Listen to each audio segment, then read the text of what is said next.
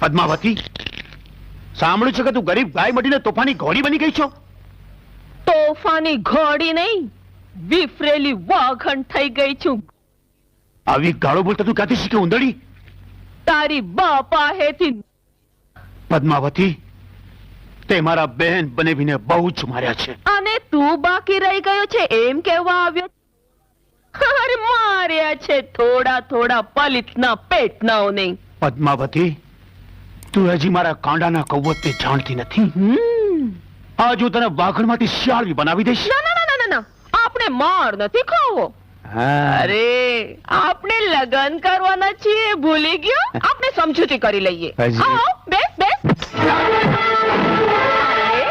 લે લે, ખા ખા ખા ખા ખા ખા, લે લે લે લે, સફરજન.